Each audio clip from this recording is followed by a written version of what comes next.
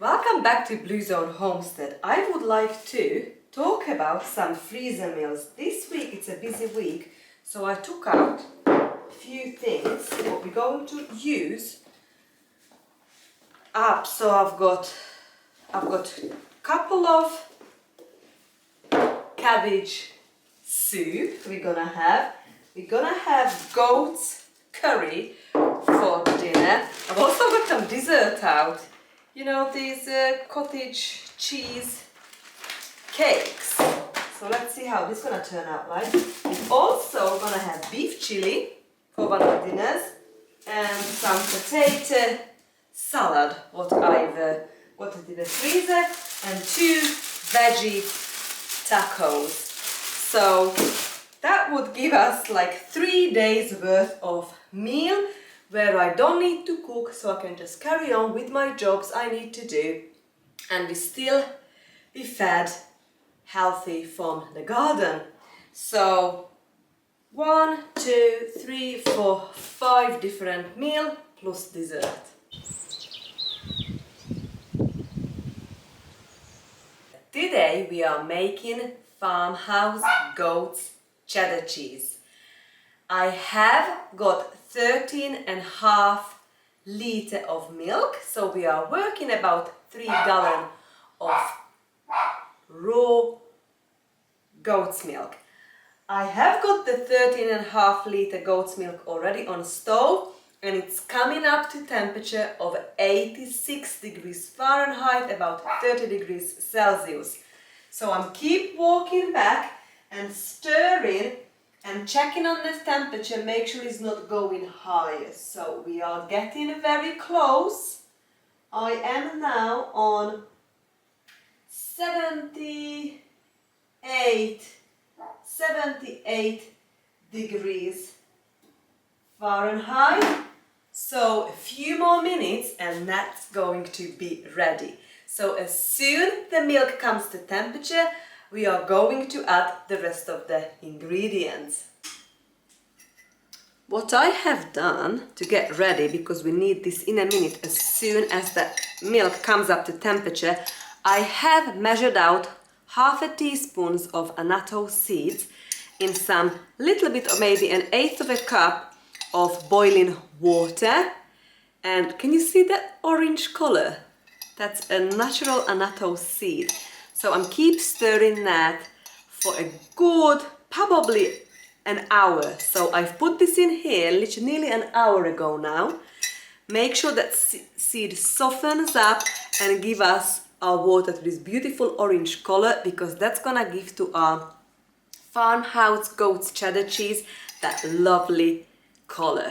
So I just wanted to let you know I've done this ahead. So an hour before I've started with the milk. Also, we're going to need half a teaspoon of calcium chloride. So let's check if it's up to temperature now. And I'm gonna stir it often until it comes up to temperature. We're 84 now, so we're aiming to that 86. And then as soon we come up to temperature, I'm gonna remove 85. I think we can remove at this point. That will come up on a temperature in a minute. I'm going to leave this here.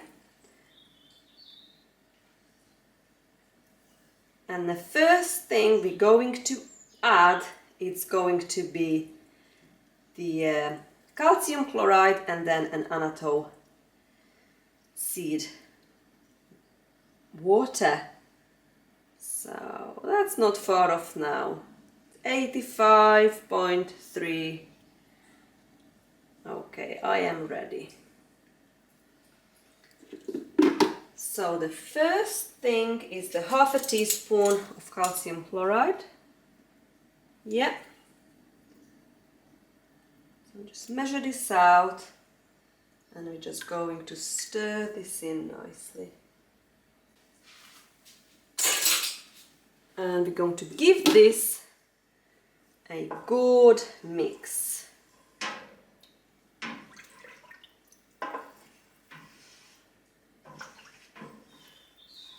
next we're going to stir in the annatto. Food cheese coloring.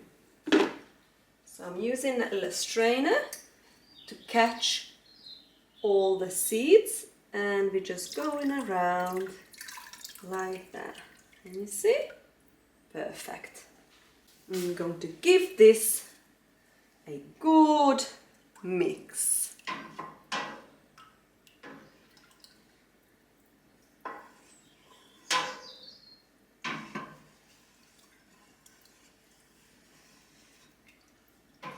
Next we are going to add the cheese culture, just under 1/8 of a teaspoon.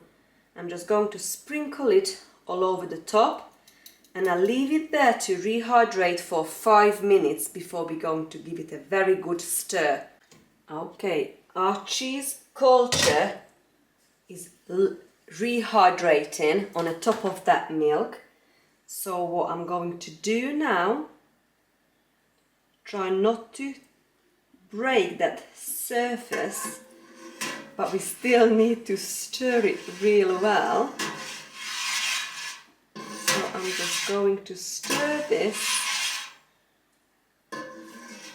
trying not to break the surface.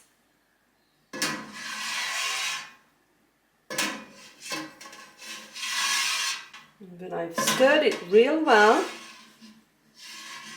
I wait until that motion stops.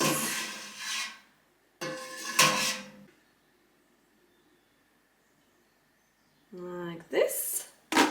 And now I'm going to cover this back up and leave it there for about 35 minutes. Time is up and we are ready to put the rennet in. I'm going to put a good 1/2 teaspoon of rennet to this milk, and we're gonna give it a good stir. I've got about 1/3 of a cup of water in this mug, and I'm going to measure out the animal rennet. I'm gonna give a good 1/2 teaspoon, give it a good mix. And we're going to stir this in through the slotted spoon and give it a very good mix. Try to go all over the place like this and give it a good mix. Give it a good stir like this from the bottom to the top. A very good mix.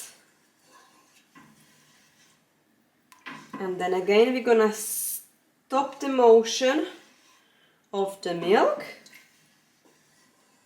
and then we're going to leave this for another 35 minutes. I am going to cover this back up. Try to keep that temperature. Perfect. And we'll be back in a 1/2 hour again. Okay, 35 minutes has gone. Let's see if our cheese set. It is looking a bit strange today.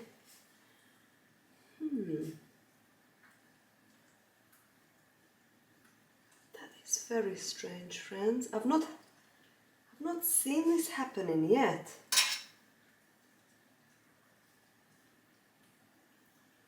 Let's just cut into it. That is looking different. What it should look, friends.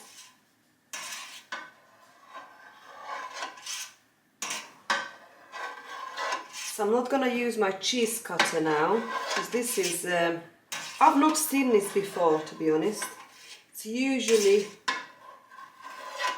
just sets beautifully, but I am experimenting with some different cultures, so that might be the reason I don't know. But I am cutting anyway. It looks like separated, something on the top, and it's actually what's set. It looks good. So we're just gonna have to wait and see, friends, what is going on in here. I'm gonna do some additional cuts. Angle. And the other side. And I'm just going to wait another 10 minutes until these curds are healing. Because you can see the lovely curds, they sunk to the bottom. I've just hit something on the top what I've not seen before. And we've just discovered this together. But never mind, so I'm gonna cover this back up, wait 10 minutes, and then we're going to come back and then we're going to heat this back up slowly within about 20 minutes to 100 degrees Fahrenheit. The next step is I'm going to heat this curd back up for 100 degrees Fahrenheit in about 20 minutes. So let's put this back on heat. And I'm going to switch to my wooden spoon. So because I'm going to do this on my auger, I'm gonna have to put it on, bring it down, take it, put it back, take it off, because I cannot control the heat. And we only need a very slow heat for this next step. And let me just check the temperature. Where are we at? So we know. And then at this point, I'm going to stir this really gently and do some additional cuts with my it's already 93.4. That's already need to come off, friends. 96, yeah, that needs to come back off. I did leave it in here on the side of my auger, gradually heat it up. But what I do now, I'm just going to stir this. I'm gonna put the timer on for 20 minutes and I'm just gonna stay in here and stir this and make additional cuts. We really would like this to be kind of like similar shape. At the moment it's not looking like that, but it will be fine, friend. Okay, the curd now come up to 100 degrees Fahrenheit. I've been stirring it constantly, so they are now kind of like right little chunks, similar little chunks, and they are really firmed up. Can you see? They're not pillowy anymore, they really firmed up. So 99.9. So I am happy with it. The next step is 100. Turn to 100. I'm going to stop stirring at this point. I'm going to wait 5 minutes until the curd settle in the bottom of the pot, and I'm just going to take some of the weight of this pot and we're going to replace it with cold water and come back to do the next step. I am ready to remove a couple of liters of the whey, what's now formed to the top, and all the curds are now sunk to the bottom of this pot. And what we're going to do, we're going to replace this with cold water, and then we're going to bring this back up to 100 degrees Fahrenheit and leave it there for a good half an hour.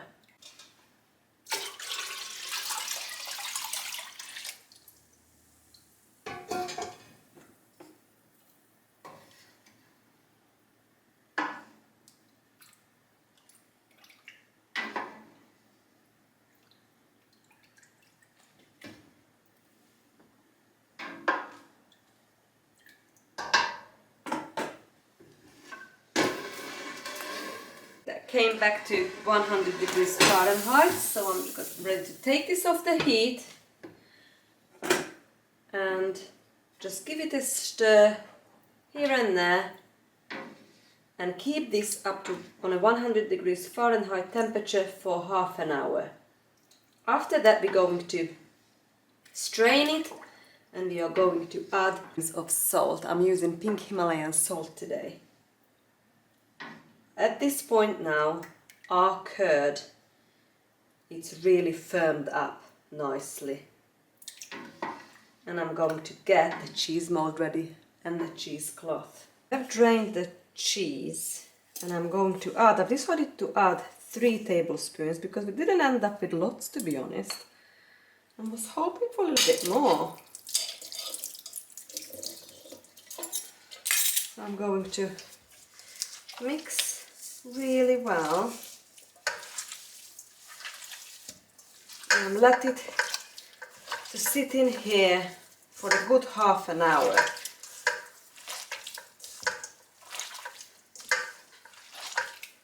Before we're going to put it in a cheese mold, and I'm going to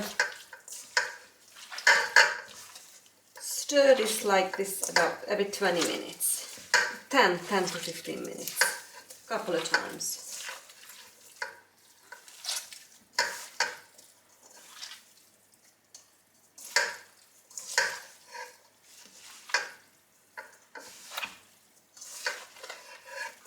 To put the cheese now to this mold.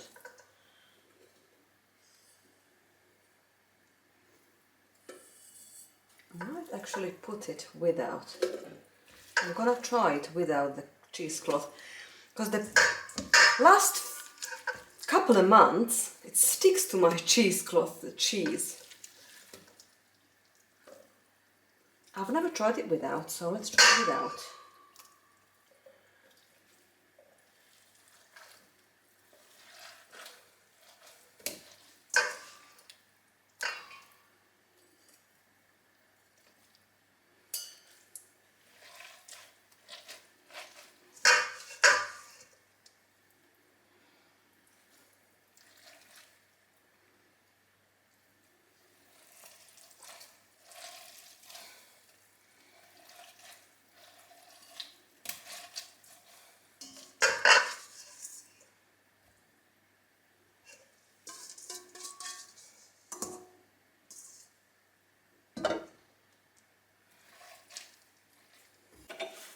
We're going to put about 20-pound pressure, what is not too much, just a little bit tight. And then we're going to swap it in 15 minutes. And we add 30 pounds of pressure.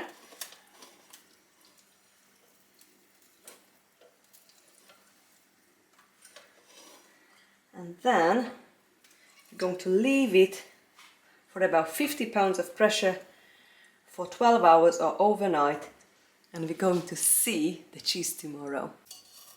Okay, 15 minutes gone, so I'm just going to turn that cheese. Let's see if this is gonna come out, because I've not put cloth in it. Let's see.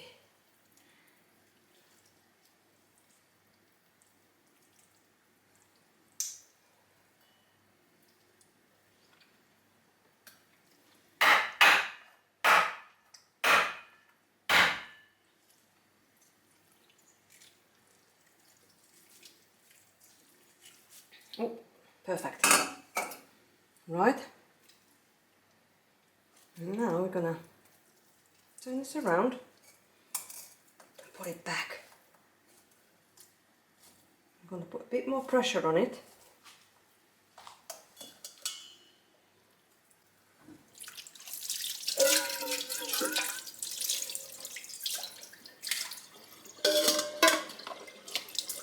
And we're gonna leave it this time for half an hour, and then we turn it one more time, and then I'm gonna leave it for overnight.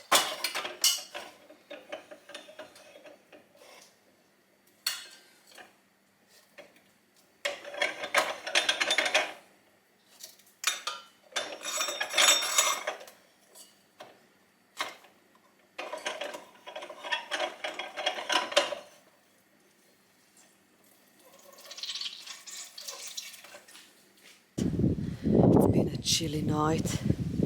The next 3 nights we have very cold weather coming.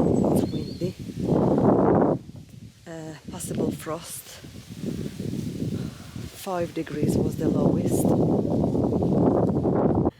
The polytunnel is still looking amazing.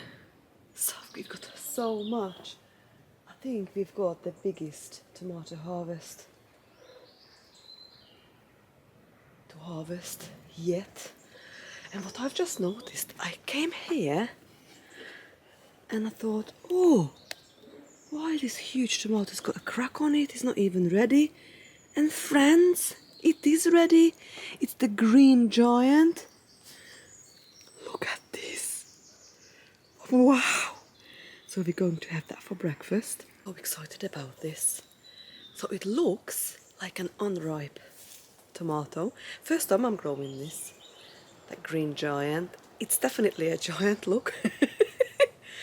So and it is soft. Look how soft it is. So it's definitely ready. So we're gonna go and have it for breakfast. We're gonna try it. And then we're going to do the cheese reveal. How yesterday's cheese making turned out. And then we're gonna have a taste test. Let's go say good morning for the chickens and the turkeys. I would like to show you how big the turkey poults are. Morning! Good morning!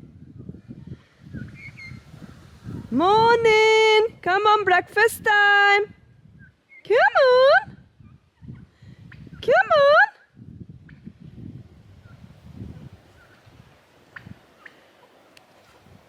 It is about 8:30 in the morning. Good morning, everybody! And we've got 12 turkey poults. They 3 months old. So right front of us there is a 2 daddy on the right, 2 mummy on the left, and then all the rest are the poults.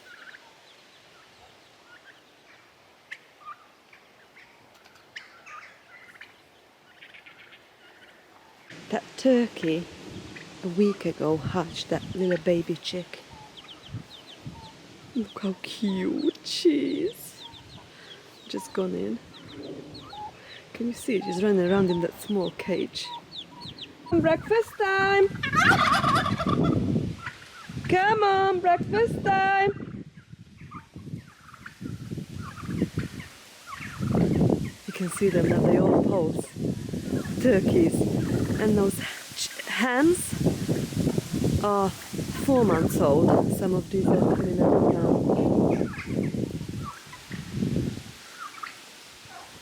And Mr. Rooster, he's 4 months old, looking very handsome. Hello, sweetie. 3 months old turkey and a 4 months old cockerel. Hello, sweeties. Hello. Oh, Daddy's showing display now. Oh, Daddy's showing display. Ready for breakfast? Okay, we're back to the kitchen. I washed this green giant and I'm so curious what it looks like inside. Let's cut into it. And then we're gonna have a taste test. Wow.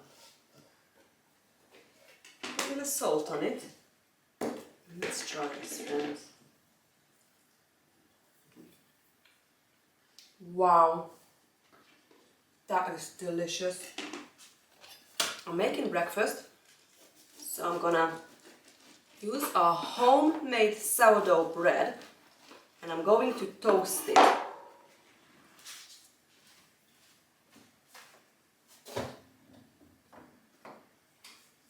And do you remember how long ago we peeled this garlic and put this in a jar? Must be months ago, and it's still looking amazing. So what I do, I like to take out the couple and we are going to scrub it on a toasted bread. Just gives an extra flavor and it's good for us. Right, let's cut into this cheese what we've made yesterday, friends, and see what this looks like and have a taste test. I'm curious.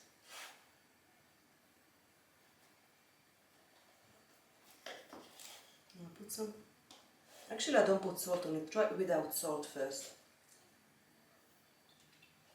Very salty. So we don't need to... In fact, I think it's a bit too salty. Yeah.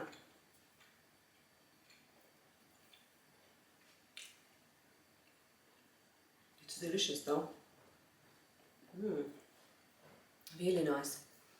With my homemade mayonnaise, I'm going to try a bit on it.